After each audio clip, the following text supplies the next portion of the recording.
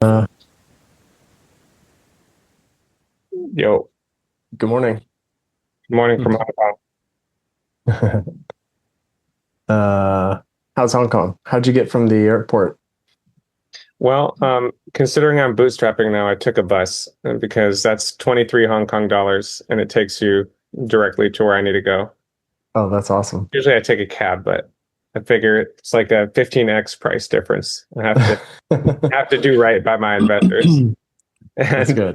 and That's you know, make Warren Buffett proud. right. Yeah. That's great. I miss Hong Kong. I love the bridge when you leave the airport. Yeah, no, it's always great to be here. I like it a Yeah. lot. And Yeah. yeah, now I'm 47 floors up with a beautiful view of the mountains, and it's good. Oh, that's great. Back with the kids, yeah. That's cool. So I did lock Um, the door, but doesn't we might hear them pounding on the door any minute. So. Yeah, where are you? Taiwo? Satin. yeah, like Hello. Shatin area, yeah. Mhm. Yeah. Yeah, the outer territories. hmm So good. You can go to the Big Buddha anytime you want. Yeah, yeah. Um, yeah, it should be Giant good. Buddha. It's gonna be a different different gear now. I can't just like be heads down grinding all the time now. So it's Yeah. a bit more family first here. Um, but yeah, I'm gonna still have things cook, and it's gonna force me to be even more like on like just defining things as like auto R&D and just like working in Yep. the background. I've got one restructuring the whole like bitter sh configuration a little bit because I figured even though I took Rainy through it all, it was still like not quite correct. First off, I just like skipped his like checkout and provisioning, which like we ran into. But even that, after he signed up, I kind of had a lot of realizations of how I want to change the infrastructure, and I never like fully completed it. And now like you're like getting on board, and I realize, okay, I really need to fix this. And there's actually a lot of like different ways to go about how you can basically like structure like the basic idea of okay, like I give you a dedicated compute environment with CPU, RAM, and disk, and instead of like I keep calling it a shoebox, like a Vercel or something. Well, hmm and but there's a lot of ways to slice it up. And for example, with Rainy, I already see that he's deploying like more than one app, and that's actually fine. Like within the constraints of that compute, you can like 8 gigs of RAM can do a lot. Like it can do a lot, especially like most software, especially if we're talking about like like these kind of like service software things. Like you could burn like 20 of those on one of those boxes just fine, like really high performance. And so I actually don't want to artificially, I kind of realize this with BitterClip, like I don't want to artificially constrain anything ever, like for my customers. Like that's the whole promise is like I want to be the Costco. Like I want to make it as dirt cheap, as annoying to all the competition that are artificially restricting stuff. I want to do the opposite. Be like, I want to take a tiny margin, give you as much as I can. And so that means that like if I provision you a box, I don't want to constrain you. I don't want to bill you per app and say, well, one app equals one of these computers because it's inefficient and it's actually bad for me if like you're not able to experiment. Like I want you to make like dozens of apps if you can squeeze them in there, right? It's fine. And so yeah, that almost means that like if I give you a computer like this, I almost want to give you like your own little bitter grid instance inside of there that can like spin up these little like environments that are isolated from one another. hmm And it's up to you to kind of allocate, be like, okay, I want to give like 3 gigs of RAM to this. I only need 1 gig of RAM for this. Or your agent basically should be able to like reason about that with you and be like, yeah, like, okay, like the potty project just needs like 2 gigs of RAM. It's a Rails server and like a background process or something. That's fine. And so yeah, that's something makes it like yeah, there's just a bunch of like architectural choices there to kind of work through, and so I'm trying to do that correctly. Um, but yeah, I think it's I'm getting more clarity about like what is like the bitter like DNA in terms of like the product promise, the brand, and yeah, I think this notion of like Um, it's funny. I was sitting on the plane next to a guy who worked in like a memory and like semiconductor testing. It was with a business, and he's saying the worst word in my career in all these business is cost down, cost down. He's like, it's the worst thing in the world because it's like brutal for a business, you know? And, Yeah. and but then I'm like, yeah, but that is kind of like what I'm proposing, you know, in many ways, like I'm proposing cost down. So it's kind of interesting. I think, you know, it when I went through that like pitch deck with you, and it's just like it's so much like flowery language and philosophical and stuff. It's like no one can understand that. It doesn't really like mean anything. It's like if you just say, no, I'm just gonna make stuff like absurdly cheap because I'm leveraging AI to do all the boring work that like high paid engineers are historically done. And we still obviously have humans involved, but try to as efficiently as possible allocate the human attention to the stuff that really needs it. Ultimately can produce products that are much more affordable, and they're different products. They're not the same, they're different, and that there's a subset of the market that will happily use that product, right?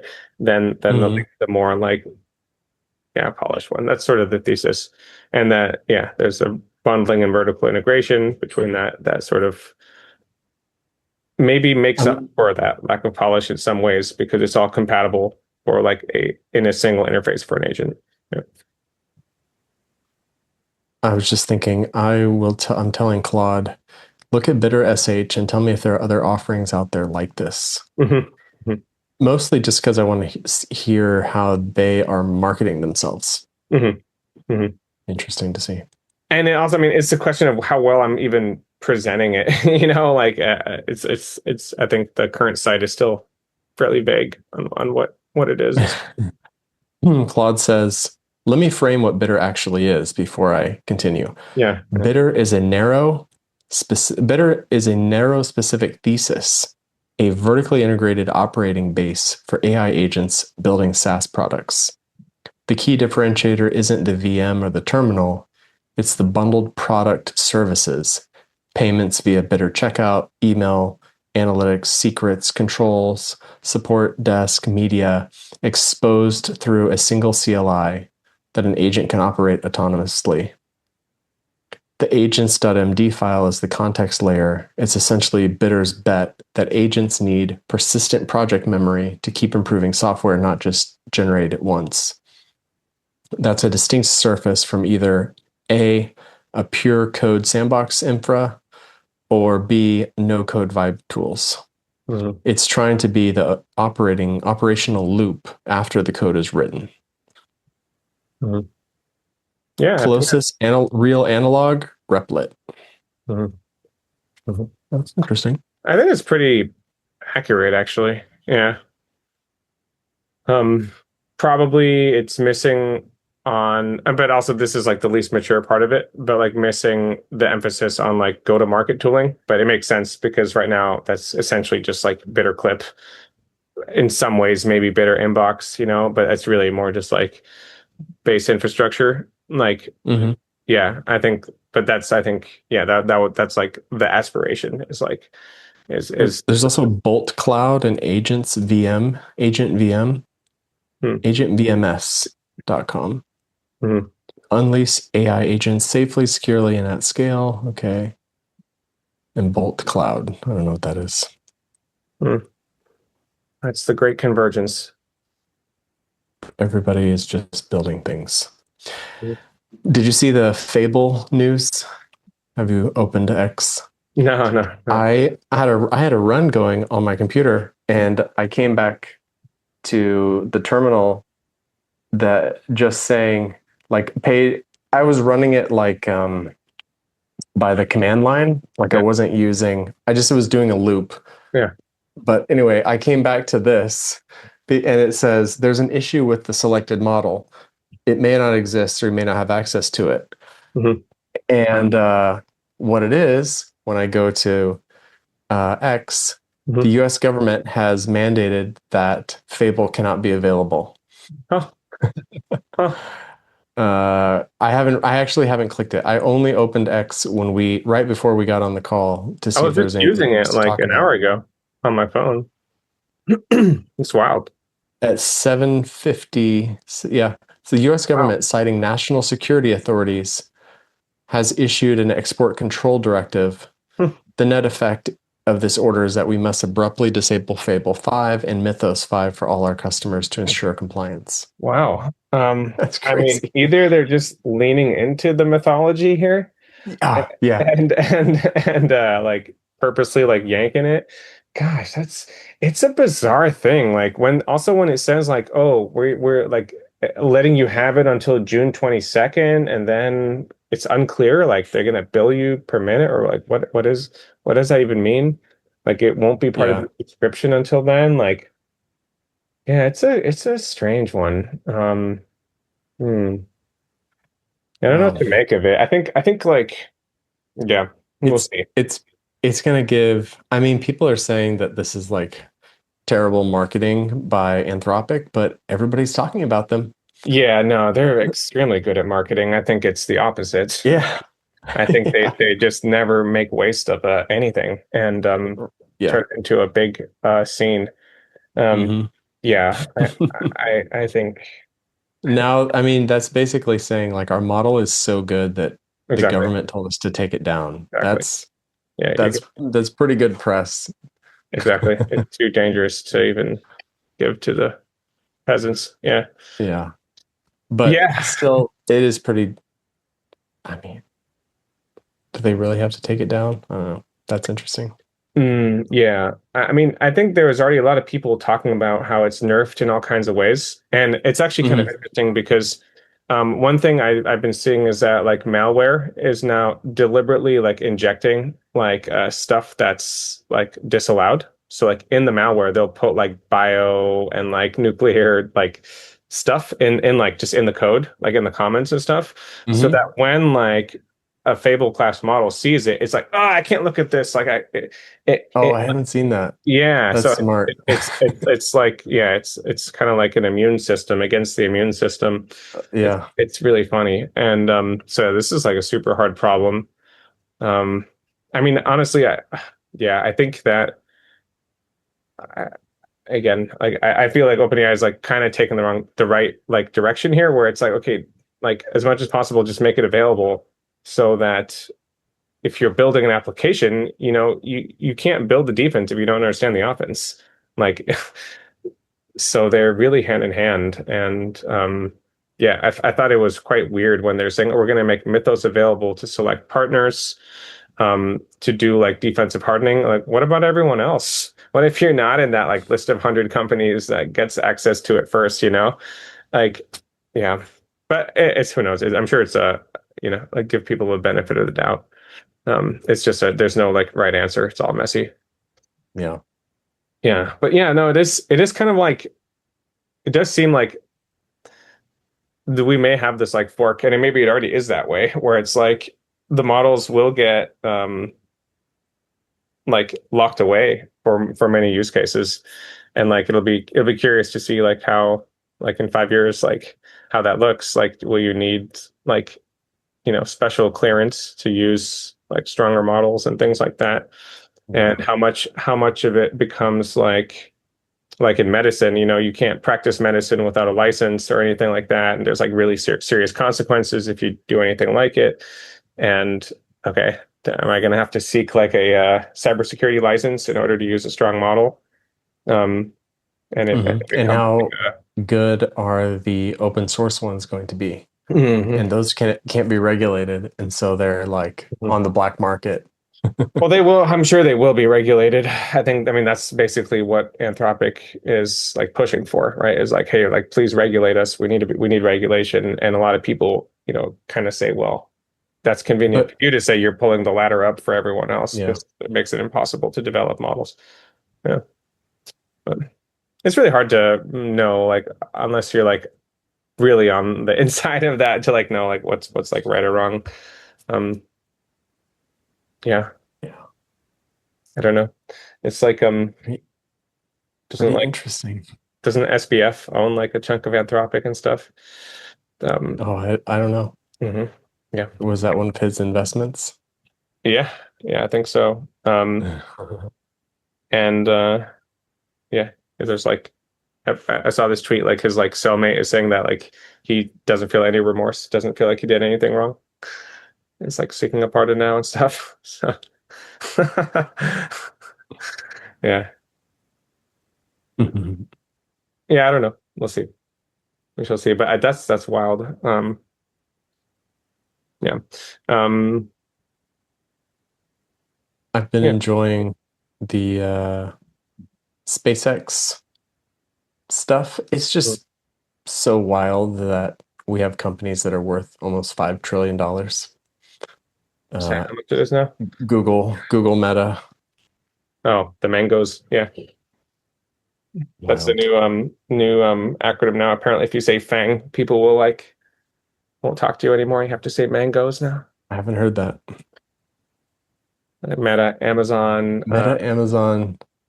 Oh, Nvidia is the number right, one. So Nvidia, right, yeah, Google, Google. OpenAI, and SpaceX, I guess, something like that.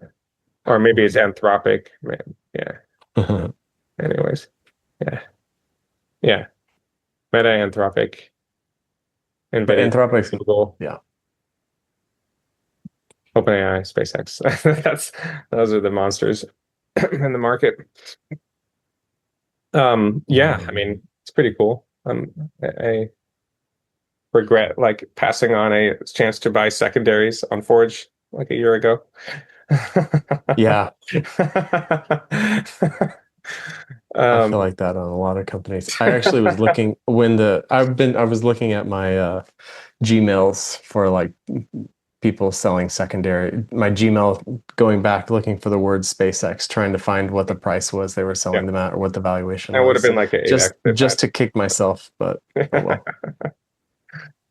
yeah, yeah. Um, Mm, but yeah, I think like I want to see if I can get like BitterClip out there. I was doing some like back and forth with like Claude and ChatGPT on like what a like paid marketing campaign would look like, just to like run some search ads, just as like an exploration, you know, like and I think they're right. They're kind of ballparking. They're like probably it's going to cost you like at least $500 per like conversion, you know, and that it's more of like a learning experience, like about messaging and stuff like that than anything else. So that kind of sucks. But it's probably worth it to invest in that anyways. Um, they're kind of saying that like in some ways, if I want to raise capital, like that this is like really important to show that like I understand like customer acquisition costs, like that I'm making progress towards optimizing it, that everything is sort of receipts and evidence driven. It's not just like, hey, like a bunch of philosophy, you know? And mhm. and so because that's like, you know, that's Well, like if you can get your marketing working, maybe you don't have to raise any capital. yeah, I mean that would be cool. Yeah. Um and yeah, so yeah, I think I want to do that. And yeah, still looking forward to talk to Ben. Yeah. And kind of see what's going on with him on that if he wants to like partner in some way. Um, hmm Or at least just share best practices, mm, tips.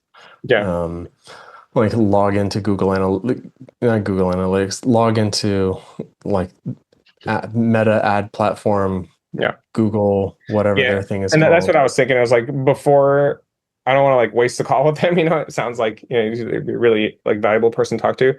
Is like at least like let me set up all the accounts. You know, Yeah. and like at least like have like the billing set up and like put like one little trickle campaign out there in both of those. So it's like we don't waste any time on any of that. He can come in and be like, oh, like try this, do that, and like okay, we can just like tinker with it right there. So kind of Yeah. get everything like teed up. Um, kind of what I was thinking. So hopefully we can do that in the next few days, sometime maybe Monday, Tuesday. Um, yeah. Nice. Let's do it. Um, yeah. Mhm. Yeah, and it's interesting because it took a lot of. Remember you were saying like just like Google will just optimize it for you, like it'll just look at BitterClip and do it. And the Hmm. reason I'm like a little bit skeptical of that, I mean, it may be right, it may be right, but the reason I'm a little skeptical of it is because when I have like 5.5 extra high and Fable like on max, right? And I'm like drilling into this idea, um, it's like pretty subtle, like in terms of the thing that I'm attacking, which is a little bit different from like an Opus Clip and a Descript, right? Which is like their business is like reselling you intelligence. Like their business is like AI credits. And that's like what a lot of people complain about too. They're like, oh, my AI credits like run out like so quickly. It's like, yeah, no shit. Like they're reselling you retail credits at markup. Like, and that's like the really, really annoying wedge where BitterClip can get in, where it's like, no, like there's like a comparison table with like all their features. And then it's like BitterClip, like, no, we don't give you an agent. Like, you know, like we don't do any of that stuff. And yeah, there's no AI credits and it's like dirt cheap. And you actually will get a better result because you're using like the frontier model and the most frontier harness Hmm. in terms of the intelligence. Yeah, And we're not reselling anything because you're using your own tokens. yeah, we're reselling like a media like indexing system essentially, you know, and like operating platform. It's just we're Hmm. reselling like a media platform essentially. And or not reselling that. It's like what it is. It's we're selling a media platform, not intelligence. And yeah, I think that's like structurally something that's hard for them to follow. Like, and when you look at their MCP servers, because like when I gave it to just Fable, it like immediately said, "Oh, this like there's nothing here. Like they already have MCP servers." I'm like, no, like you need to look at that like more. I had to do a lot of explaining before it was like I understood what like what's a little different about it and why structurally those two may not even like politically want to follow there because their whole business is built around their agent. And and yeah, this is kind of like yeah, I think this is the really interesting wedge. I think Bitter itself is But like it that. doesn't mean that the I don't know. My understanding of how the algorithm might work is that it just shows it to people. It shows it your ad, and Well, okay, yeah, it so sorry. tries Yeah. to determine if people click on it or not. Mhm, mhm. And Yeah, if yeah. they do, then show it to more of those people. Yeah, yeah, And yeah. then once Yeah. you have that, how many of those people reach the Mhm, pixel? mhm. Yeah, no, sorry. Thanks for like regrounding that. So in terms of like the search ad, I think it's not yet obvious from the Or the homepage display ad. why Yeah. it's so differentiated. And so if it's just like sucking up your homepage and making an inference on that about what it actually is, it may miss like the nuance about, yeah, there's a certain audience that will understand that and like grasp that. And like, I really, really want to target that audience. Yeah. And I think there's nuance there. And I think that your ad spend could be like drastically more efficient if it's really targeted like that, where it's like, the people that have kind of like used those services and are like, yeah, like I don't want this like AI thing. Like it's I want to be able to reason with my AI and Yeah, you can collaboratively probably work get in with there it. and customize it really specifically. Right.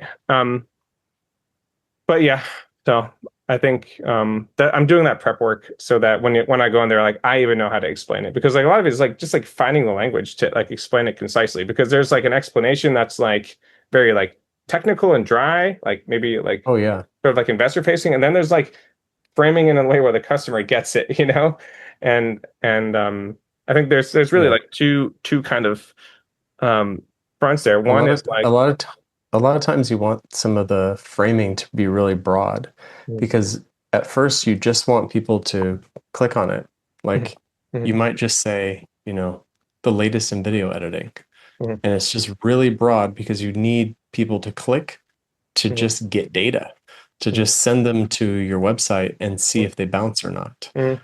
Yeah, I mean, Um, I think that's going to be really that's expensive though because it's not a video editor. Like it's not a Final Cut or a CapCut or iMovie. Like these are I don't want to just pay for a bunch of people to bounce. So like I think with my budget, like I really want it to be really targeted.